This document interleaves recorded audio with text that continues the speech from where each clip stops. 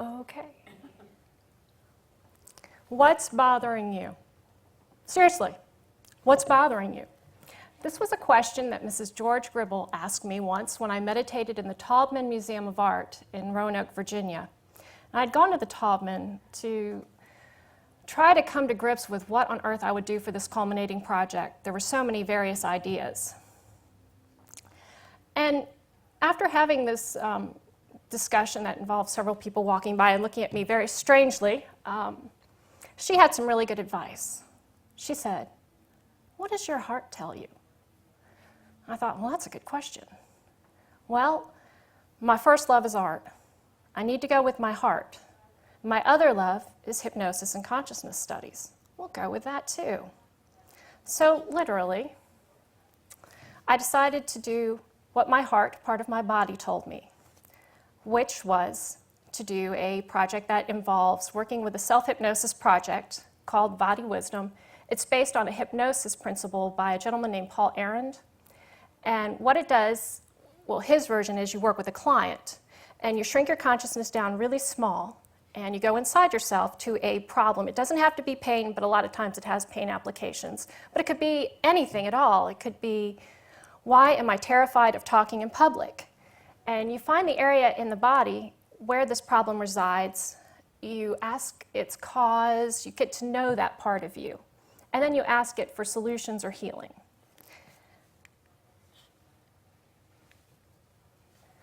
And the thing I liked about this is that after being here for several years, and all of us having to go through Casey history and his readings, it really kind of resonated with what Casey did. Of course, we're not going deep inside to the Akashic records, and this doesn't really have the Casey wisdom that's so fabulous. That is moving, right? Yes. Okay. So I thought, okay, this really ties in with the history of Atlantic University and the IRE too, so it seemed like a natural kind of thing to go into. Well, at this particular time, when I was deciding all this, I had taken several classes with Dr. Henry Reed and Greg Deming, and when you take those classes, you end up doing a heck of a lot of drawing, journaling, all sorts of thing, doodles. And I really found that to be helpful personally, coming from an art background. So one of the other influences I had at this particular time was an artist named Baron Story. And he's an amazing illustrator. You all should check him out. He's amazing because he does sequential art, but he does it in a journalistic form. And his whole idea is that you do this sort of drawing and this art to literally break through the habits of thought and perception. And that, to me, sounded an awful lot like Carl Jung, or however you would like to say his name. I've heard it way too many times today to even begin to do it properly. Many of you are probably aware of the Red Book, which is an artistic manifesto that he did over a very long period of his life, where he wrote and drew many of his analytic thoughts, ideas, dreams, things of that nature, and I think it really helped him. And I read a quote by Kathy Malchidoti that kind of summed it up very nicely, is that Jung thought that through visually personifying a mood or problem, one could better understand and experience the emotions within the problem or the mood. Art produces images that words do not express, an emotional release, as well as a tangible record of the experience. So with all this, I began my journey. And what I've decided to do is, with this project, I did really 14 sessions, and I've got 15 pieces of art that were created from this. So I'll talk a little bit about the process and the artwork. I won't go into a complete deciphering all the metaphors, all the stuff in there, because we would be here literally for days. And just an FYI, I do have a portfolio of it all if you want to take a closer look at it. This is actually from the very first session I did with myself. It's actually called Oh Christmas Tree. And the topic I chose to explore the first thing for Body Wisdom is actually, try to put this diplomatically, in my current job, which I actually just left on Thursday, I was sort of dealing with a stressful work relationship with a control freak, also known as a dream killer, and a nano manager. And I thought, okay, I've been at Atlantic University for a long time. I should be able to transcend this. I should be the bigger person. So I thought, okay, there's my project. I will go into my body, see what my body has to say about this, and how do I work with it. And one of the things that actually occurred during this process, I had worked with body wisdom with clients as a hypnotist, and they would come back with these fabulous things. Oh, well, my heart tells me that I need to take swimming lessons to get over my swimming phobia. And it was like these direct things. But when I went through the process, everything was a metaphor. It came out as poetry, it came out as images, it came out as past events. So I had to struggle with the past events. Are these things I never got over? Are these things that I needed to heal? But I also discovered is that a lot of them were lessons. It's sort of like, what did you learn from that situation that brought you to this point? And this was actually the second image from a second session that I did trying to find a way to deal with the stress of micromanagement. And in it, this is my interpretation of what I experienced. I had my mom's cleaning woman, Brenda, and she basically gave me this lecture about energy and how was I spending it. Was I wasting my energy doing this particular job? You know, what was I wasting energy on? So this is just me trying to figure that out from the second session. And this is the title piece, What the Toast Said. You'll notice there is not a piece of toast in the imagery. And at this point, I had gone into body wisdom trying to figure out, how do I deal with the stress?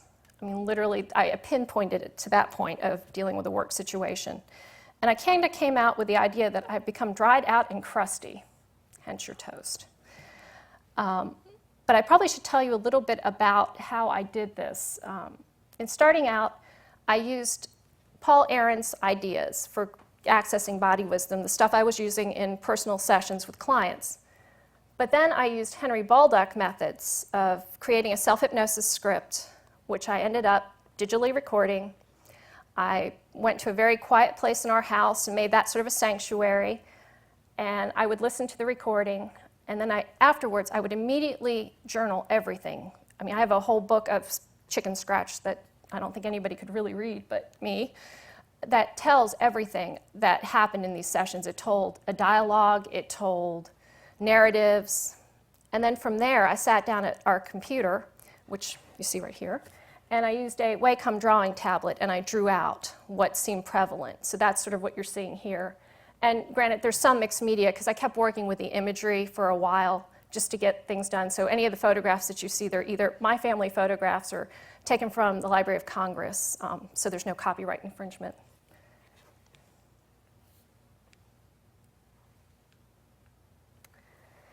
And again, I'm still trying to deal with the stress of the micromanagement thing. And this was really interesting because the imagery I got was that I was becoming angry at the whole situation from, you know, trying to be accepting and everything. I was trying to grow just really perturbed and annoyed. And I realized that my anger was actually out of the cage and coming up to the surface, hence the when fish fly, you know, flying fish just graze the surface. So I thought, this cannot be good.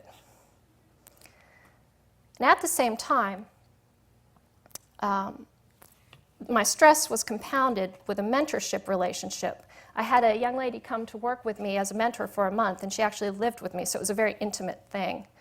And though I really wanted this relationship, oh my God, it stressed me out like you could not believe. I mean, here's this person not only working with me, but now she's going to live with me. And she wasn't a stranger exactly. So I thought, why am I stressing out over this? I've got to really look into it. And the imagery here, to me, basically told me that, yeah, this is going to be a little uncomfortable. It's going to be a bit bumpy. But you've got some imprints to get over it, and you're going to have a successful relationship. And there's this idea that problems are actually a cycle. That's why they keep happening and keep reoccurring and don't heal.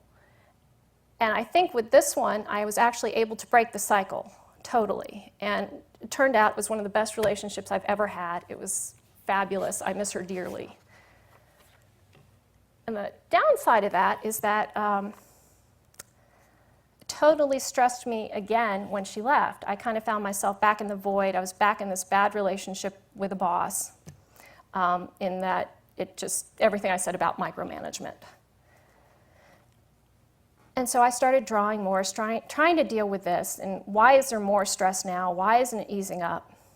And as I sketched and decided how to visually render what you see there, it was kind of a lovely meditative period. It gives you a chance to really go over the imagery and think, what did I really experience? And what does that mean?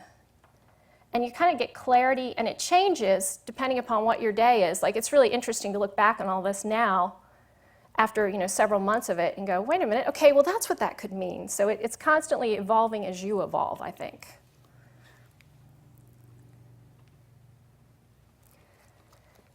And the other thing I learned with the process, when you're doing self-hypnosis this way, clarity may take a little while. It may take several times. And then the other thing about it is you may start seeing recurrent themes. I believe you talked about that with your synchronicity, is that you do see clusters of images. And this is the beginning of one that kind of summed up the whole project. Essentially, it's hormonal imbalance. It was kind of exacerbating everything. The stress that I was experiencing was causing more of the imbalances. And at the same time, I discovered it was affecting my health. I have always had fibroadenomas. Well, not always. I had them since I was 17. They've been really stable. I'm a lumpy girl. I have them in my breast. I will have them forever, probably. Yet, in the last 2 years, they've kind of changed a whole lot. And they've changed shapes. They've become painful. Yoga is really difficult, and I do yoga. So I thought, all right, now I've really got to go in and figure out what are these about. So this is sort of from the first session. There are 2 images, this one and another one. And in this, I also still am getting images of estrogen problems, but progesterone problems too. So again, a hormonal imbalance. That's also very genetic. I actually got to experience my grandparents and my grandmother. And the other imagery that came up was also from when I was 16 and puberty set in. And I don't know about you, but puberty for me was loud and hard. It was very dramatic, to say the least. So I'm kind of getting from all this that, yeah, there's a hormonal thing going on here. And I kind of wanted to clarify that a little bit. And I had this one. This one was really the strangest one I'd ever done. It was just a very quick thing that happened. A lot of times, I get lots of imagery, a lot of different things kind of coming into play. This one, no. I had one, and it was a gavel going down, smashing garden gnomes. I don't even like garden gnomes. So essentially, I kind of, for some reason, related them to a self-judgment and lots of craziness going on. And again, I still got hormones out of this. It felt chemical.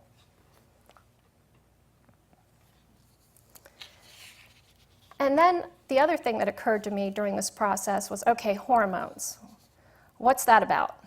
Now, a lot of times people say hormones in women do much better when you have children, that you go through this whole cycle. And I never have. So I started wondering, okay, children are starting to come up in these visions. And the idea of fertility entwined upon themselves. So, you just had to stop and wonder, is this because I'm not having children? Is that why things are this way? Or was it that I wasn't nurturing the child within? So I thought, all right, keep looking at hormones. What's going on with hormones? And the interesting thing about this particular piece is really the carrot, beta-carotene. I actually heard the words for the solution, beta-carotene. Brilliant, that's easy. I just won't do anything. I'll just go eat carrots. I'll eat a lot of carrots. So I got migraines from eating lots of carrots. And then I decided to take beta-carotene supplements. Yeah, don't do this without your doctor, by the way, because I got to experience rage like I'd never felt before on those. So I thought, all right, what is this saying to me? So I looked up beta-carotene, and I discovered that it's actually processed in the liver and the ovaries, hence a place where hormones are also processed and changed. I thought, all right, I'll think about that. At the same time, yet another tumor appeared. And I thought, oh gosh, here we go again. more tumors, more changes. Let's look at this one directly. Let's do it individually. Let's see what this is about. And I heard the scary word preliminary. But then it was followed by the imagery of a pearl on a piece of liver. Now, it seems pretty easy when you look up there to make connotations to the liver. I didn't. I thought, oh, this is diseased tissue. I have cancer. So literally, I went through a cancer scare. But then I started drawing it out, and this is where the drawing became really, really helpful, because as I'm drawing and I'm trying to figure out what liver really looks like, I started having to look up liver. I thought, wait a minute, okay, liver, that ties back to that other one where it could be beta-carotene liver problems. So I thought, all right, maybe it is in my liver. And then the pearl is also interesting because fibroid adenomas are smooth, they're round. They almost describe them as pearls. Cancer is bumpy and ugly and rigid. And I mean, like, you know, different rigid edges, not this organic thing quite like that. So I thought, all right. But still being fairly stubborn, I thought, I really don't want to go to the doctor again. This is not much fun. This is really expensive. So I did one more check on what this tumor was trying to tell me. And lots of stuff came up, but the big one was, what would Rooster Cogburn do? And you might think, hey, you saw that movie this summer. No, this is before that. I hadn't read the book, hadn't seen the movie, so I went through a research period with Rooster Cogburn. And what I came up with is that he would kind of do things his own way, but they were usually just and right in his mind, and he would do the right thing. Yeah, well, I kind of said, nah, I'm going to go to the doctor anyway. So I did. And it turns out that indeed it was a fibroid adenoma, but it was actually shaped like a raisin. So it's sort of this, I take that as a warning. This means, Leslie, you got to change something. Something's got to give. And in this one, this was the wrap-up image that I did. And probably Route 21 doesn't mean that much to you, but it actually is a road that goes from the place where my job is, Wytheville, to a place called Independence, Virginia, where Henry Reed lives, by the way. But Henry didn't necessarily interpret it as he had wisdom for me on this either. But independence, I think, is a really key factor here. And I took that to mean, literally, it's time to be independent.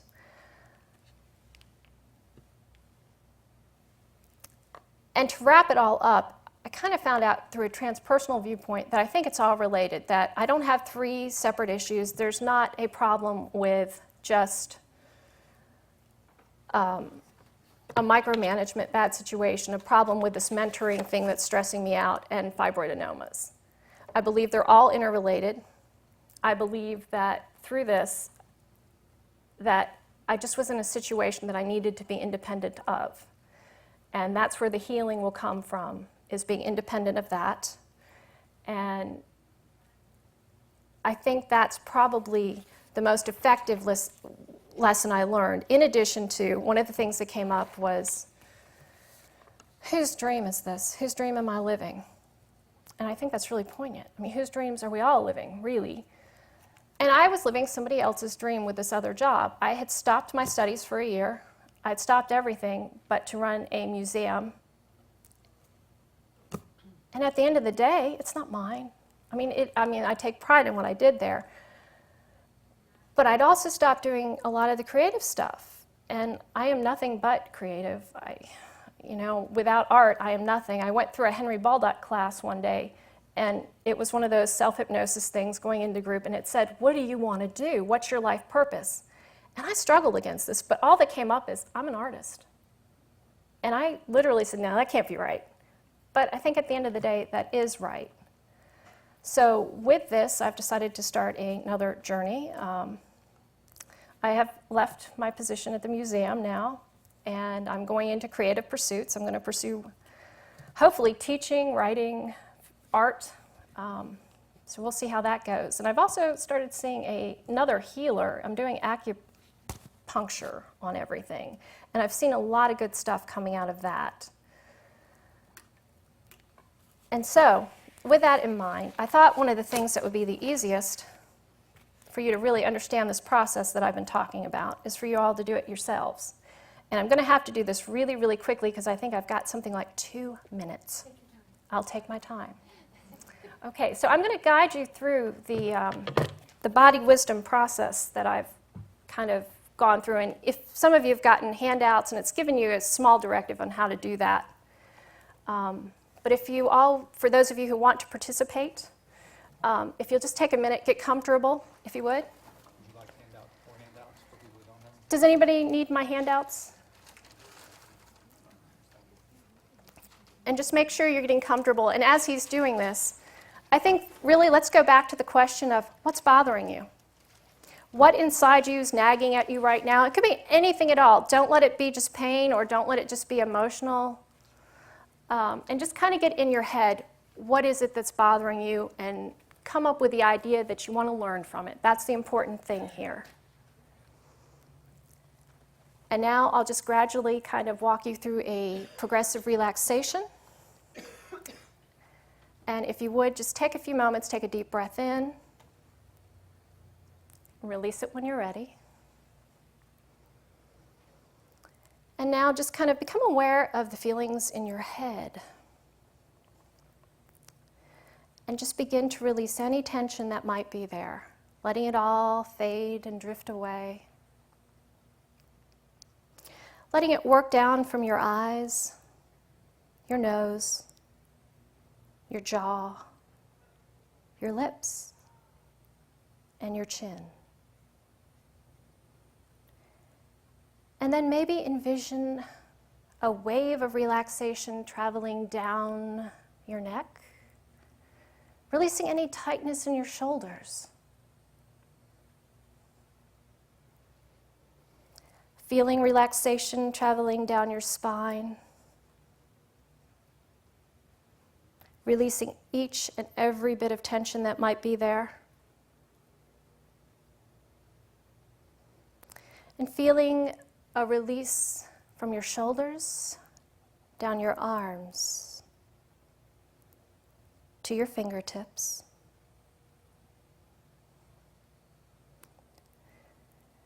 Feeling a release from your hips to your knees, your calves, and your ankles. And now letting every little bit of tension to drain out of your toes, from your big toe down to your pinky toe. Now take a moment in this particular state of relaxation and think about the area or issue or problem that you want to get to know.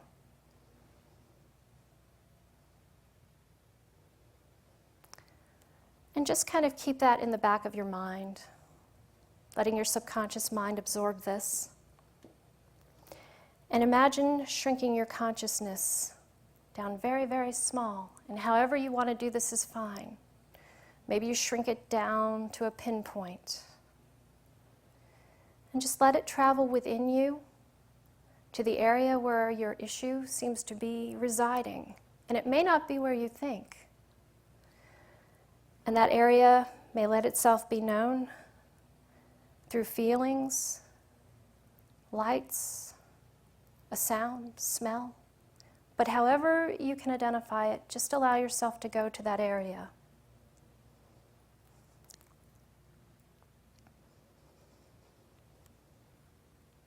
And even if you haven't directly found it, you can continue to look as I speak.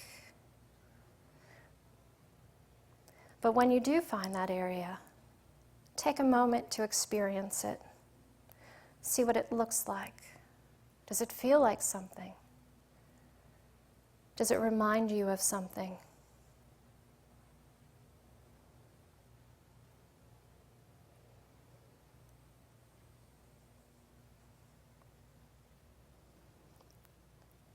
And when you have found that area, thank the area for presenting itself to you and let it know that you're here to learn something from it.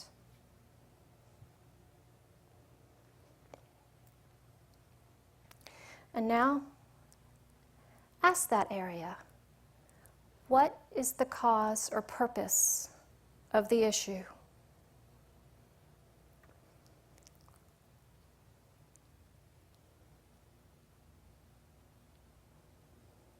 Find out what it has to tell you.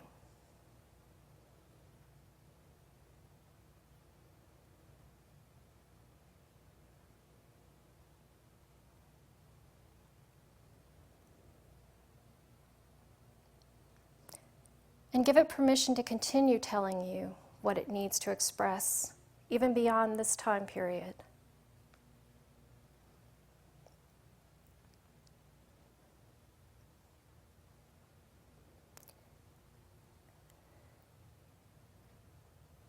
And thank it for doing its job, for it has served its purpose.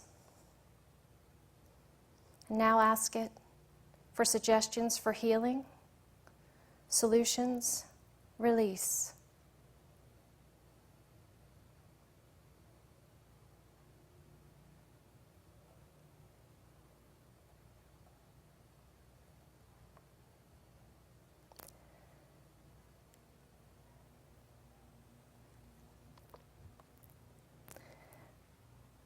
And now take a moment to imagine that particular area as healthy as you possibly can.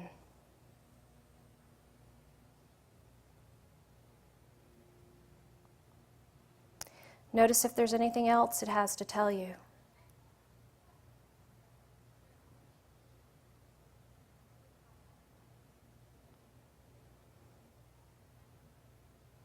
And at this point, you'll remember whatever you need to remember. You may have information now, or you may receive it later. Just be open to it. And in a moment, I'll count from 1 to 5. And on 5, return to normal consciousness, feeling optimistic, refreshed, and awake. 1, slowly coming back. 2, 3, 4, take a deep breath in. And 5, release, opening your eyes back to normal consciousness.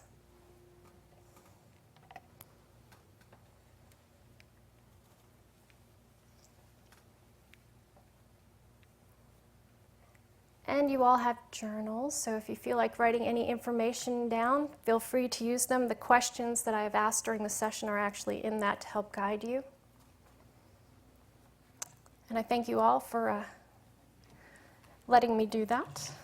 And I have several people to thank. My significant other, Ken Smith, for putting up with 5 years of my antics. And Dr. Henry Reed, and Ray for stepping in so valiantly to be my second reader. Of course, Lynn for all your work and all the back and forth emails about everything. And everybody else here from the staff and faculty, you've been great. So thank you.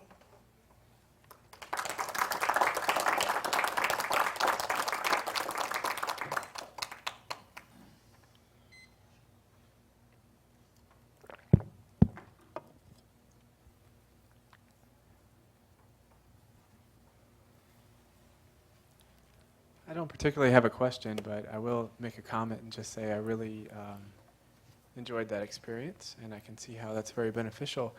And I'm particularly fond of the